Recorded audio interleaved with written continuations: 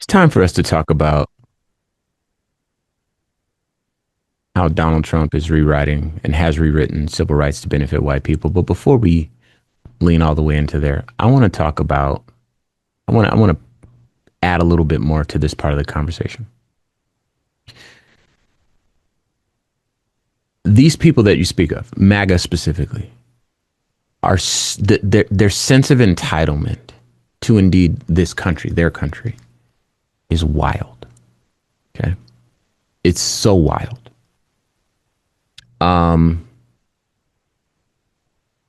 Okay.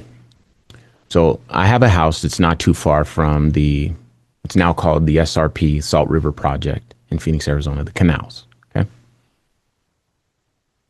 Canals were dug across the city to bring water to Phoenix because otherwise it's uninhabitable.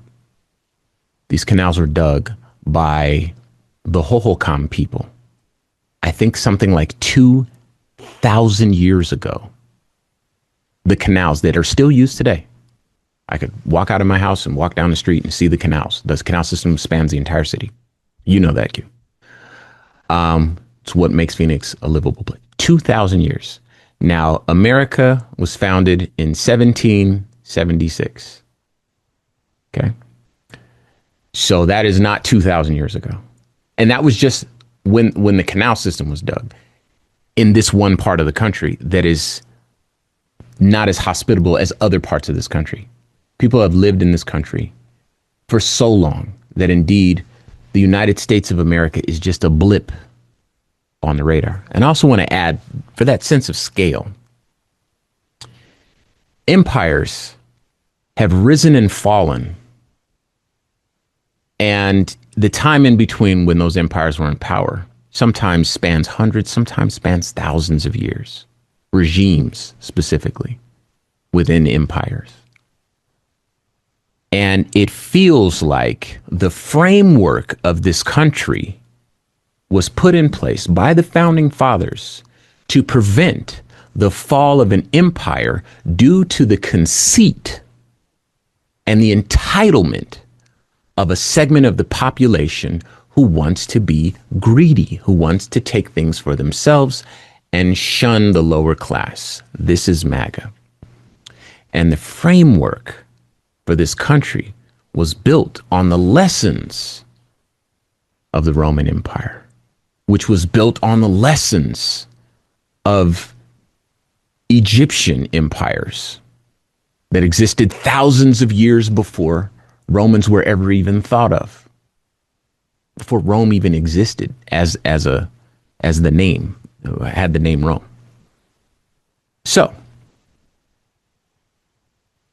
for everybody, these triple Trumpers who've chosen to just go along and be complicit with their elected officials, disregarding the Constitution, disregarding due process, disregarding all of the things that are built into the Constitution of this country to ensure its survival.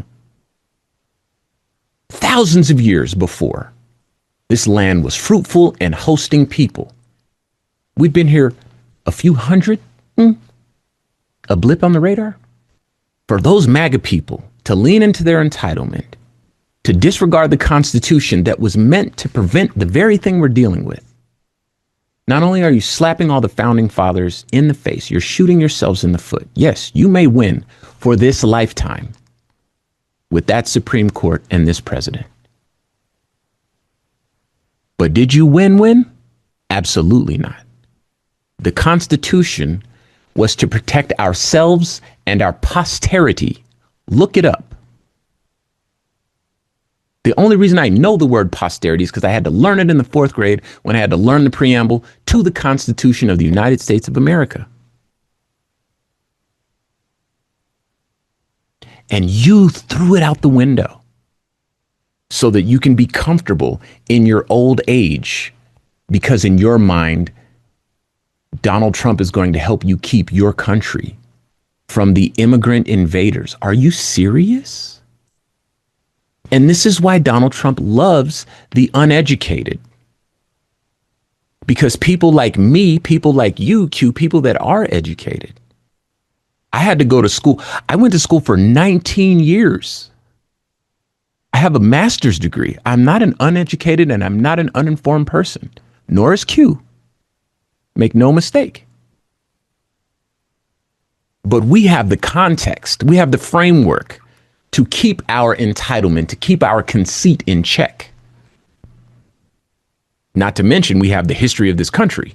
We know where we stand, and we've been pushing for equity and equality, not for supremacy. But indeed, MAGA, it's all they got. Because I sit at a table with these people and they think they're smart until they meet an actual smart person. And I don't like talking about myself like that, but I know who I am. All right, let's get to this before I run out of time. Okay. Donald Trump has rewritten civil rights to benefit white people. This is where I was going anyway. All right. From Washington Post, under the Biden administration, the Office for Civil Rights and the Education Department focused on ensuring equal opportunity for students of color. Now, under the Trump administration, the office has opened several investigations into whether programs aimed at addressing inequities amount to illegal discrimination in favor of those students. About half of the Civil Rights Office's employees were laid off in March as part of a deep cut to the Education Department staff. The division had long struggled with significant case backlogs, and current and former employees say the staff reductions are making the problem worse. Trump's Education Department has flipped its civil rights mission.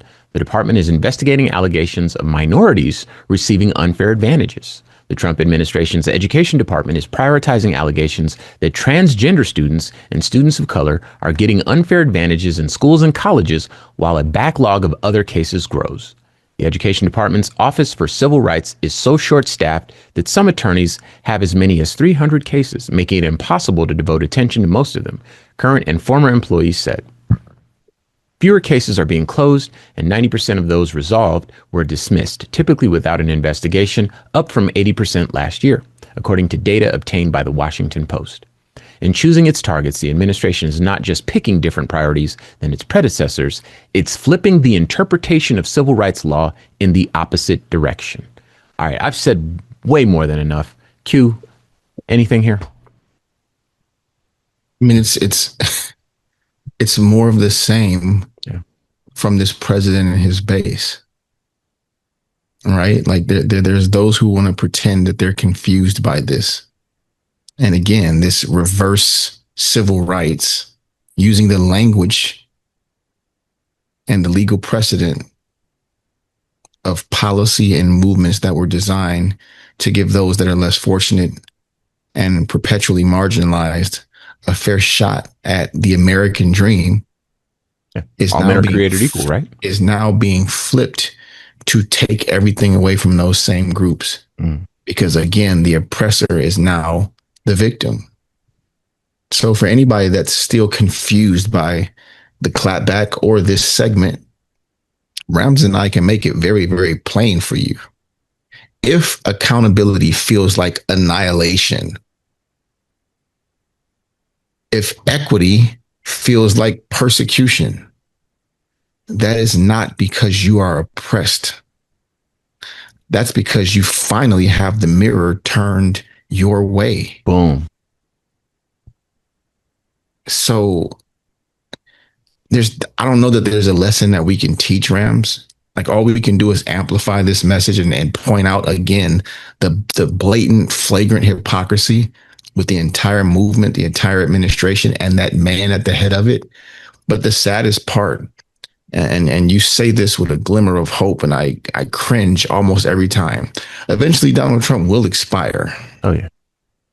However, the tens of millions of people that follow and support him will not. And they have put into place their own infrastructure, their own reality, their own truths. Yeah.